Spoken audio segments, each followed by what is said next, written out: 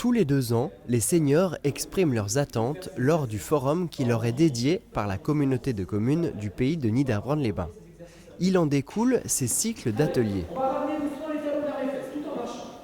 6 séances ont été prévues par le Centre intercommunal d'action sociale, entouré de la MSA et de la Fédération Sport pour tous. 3 ateliers de cuisine et 3 ateliers sportifs, l'un ne va pas sans l'autre. Les seniors participent à tous les aspects. Ici, le sport est adapté. Les mouvements sont effectués au rythme de chacun. Sans décaler vos épaules. Les épaules ne bougent pas. L'activité physique, c'est juste bouger, faire son jardin, faire le ménage, juste se mettre en mouvement. C'est l'activité physique. C'est pas le sport que l'on voit, c'est le fait de bouger. Ça, c'est l'activité physique. Donc, on en fait tous. Alors après, comment, avec quelle posture, ça, c'est encore autre chose. Ce qu'on va essayer de faire aujourd'hui, c'est de vous montrer finalement qu'est-ce que l'on peut faire de manière très simple. Les exercices sont facilement reproductibles à la maison, mais comme chacun le sait, il est plus facile de se motiver en groupe. Voilà pourquoi les cycles d'ateliers physiques vont se poursuivre en 2017 et il reste même de la place pour les débutants.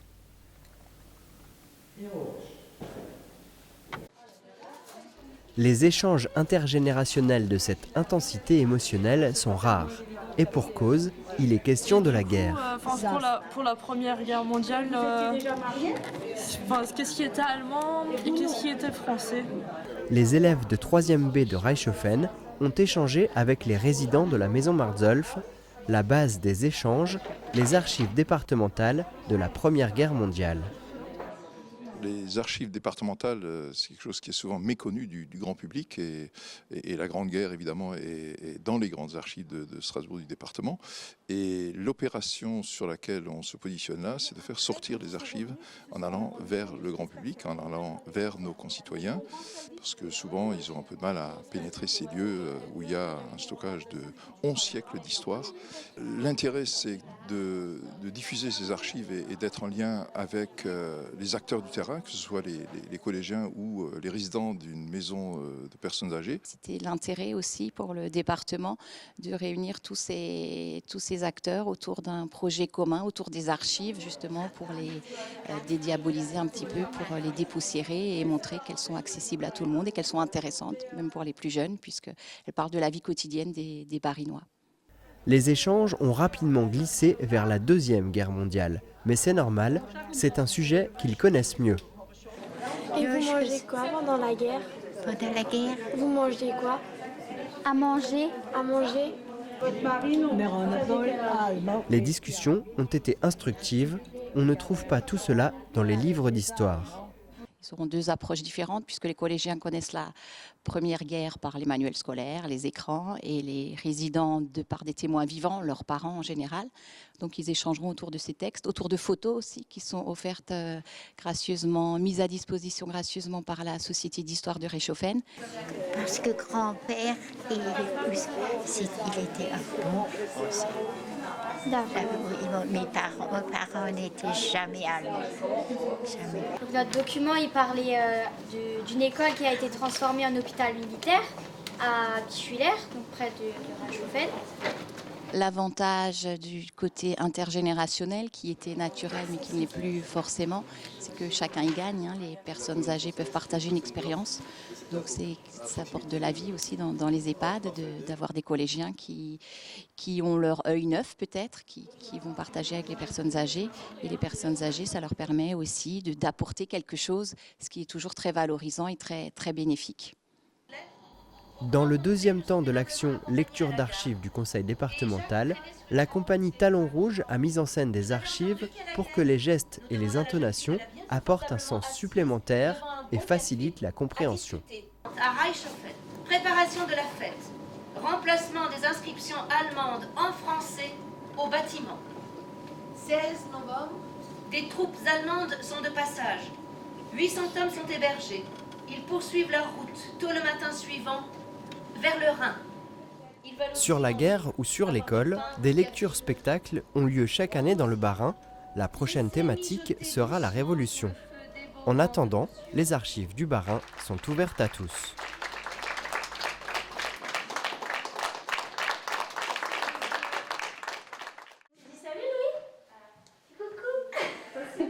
En tant que parent, il est parfois difficile de trouver un mode de garde pour son enfant. Et il est d'autant plus difficile de trouver une personne qui suivra son propre projet éducatif. Il y a quelques mois, Audrey Hecht ouvre une microcrèche à Gumbrechtshofen. Elle et les assistantes maternelles qu'elle emploie se basent sur une pédagogie qui se développe en France depuis plusieurs années maintenant. C'est la pédagogie Pichler-Logzi. En quelque sorte, on accueille non pas seulement un enfant, mais toute sa famille et tout le projet parental derrière. Chaque enfant va avoir un développement différent qui lui est propre et on respecte ce rythme. Les nouveau-nés, les tout petits sont essentiellement couchés sur le dos pour justement avoir cette libre motricité et être capable de découvrir leur corps en entier. Être capable d'attraper ses pieds, d'attraper ses mains, d'attraper un objet à côté, de pouvoir se retourner sans que l'adulte l'ait mis dans une position qu'il n'aurait pas acquis de lui-même. À l'époque de la Seconde Guerre mondiale, l'État hongrois demande à la pédiatre Emi Pichler d'ouvrir un orphelinat. Les travaux qu'elle mène à cette époque conduisent à une pédagogie qui démontre que les nouveau-nés sont capables de se développer rapidement sans l'intervention de l'adulte. L'adulte accompagne avec un regard bienveillant, mais c'est l'enfant qui l'interpelle en cas de besoin. La pédagogie Logzi porte son nom de l'orphelinat et de la rue où il se situe encore de nos jours. Très vite séduite, Audrey se forme à cette pratique. C'est presque plus une pédagogie, pour moi c'est vraiment une façon de vivre avec mes enfants, tout autour de moi. Voilà, elle me suit vraiment partout depuis ma formation. On n'a pas besoin d'intervenir dans cette façon d'être parce qu'on est à même le sol avec les enfants, on est à la portée des enfants, on est à la hauteur des enfants et c'est l'enfant qui vient vers nous. Donc c'est pas quelque chose de compliqué à mettre en place pour moi, en tout cas. La pédagogie Logzi pourrait s'apparenter à un autre mode d'éducation très connu et qui séduit de plus en plus de parents, c'est Montessori. Audrey y réfléchit déjà, peut-être un futur projet. Maria Montessori, qui est une autre psychothérapeute qui tend effectivement un peu dans le même état d'esprit. Mais c'est encore une autre étape parce que ça demande d'autres formations. C'est vraiment une formation très poussée, très propre. Et je ne prétends pas être Montessori parce que c'est très particulier. Il y a vraiment des jeux, vraiment un autre fonctionnement. Mais ça pourrait être éventuellement une idée à développer dans quelques années. Un soutien sans faille. Promodance s'implique dans le Téléthon chaque année depuis 21 ans. Pour cette 30e édition, il était donc tout naturel que le jeune ballet des Vosges du Nord propose son traditionnel spectacle au profit de la recherche et de la découverte de traitements innovants. Nous sommes engagés dans ce combat contre les myopathies et d'autres maladies génétiques parce que certains élèves de l'école de danse étaient touchés par la myopathie. Nous avons perdu un jeune homme il y a quelques années, un second est très handicapé et dégradé maintenant. Et nous avons aussi au sein de l'école de danse 2 enfants qui ont des cancers. Un petit bisou à chacun et un grand cri d'encouragement. Et c'est parti pour le Téléthon 2016. Promodance propose cette année 2 contes. Le géant égoïste, une fable d'Oscar Wilde qui s'adresse au public le plus jeune. Et en deuxième partie, une pièce plus engagée, plus dure, La jeune fille à la mort, qui est présentée avec un avertissement préalable pour le public.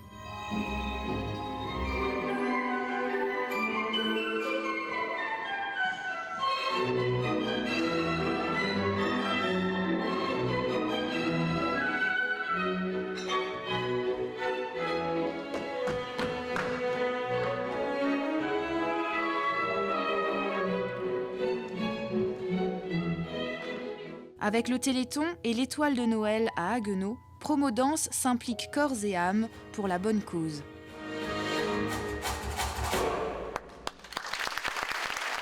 Comment vous impliquez dans le Téléthon ? Je crois que la réponse a été donnée. Pourquoi tu fais le Téléthon ? Pour donner de l'argent aux ceux qui sont malades. Pour donner aussi de l'argent à ceux qui sont malades. Pour aider les malades. Aussi pour donner de l'argent à ceux qui ont besoin d'aide. On va faire 2 représentations pour le Téléthon et on enchaînera avec 3 représentations contre le cancer. Et ça nous fera 5 représentations en 3 jours. Et on est très très heureux de participer à ça en faisant en plus ce qu'on aime. Ensemble, c'est bien dit. Cette année, un tableau a particulièrement ému le public. La jeune danseuse Fanny, atteinte d'un cancer, a dansé en duo avec Marina. Une chorégraphie très forte et pleine d'émotions que présente la jeune fille hémiplégique et son professeur.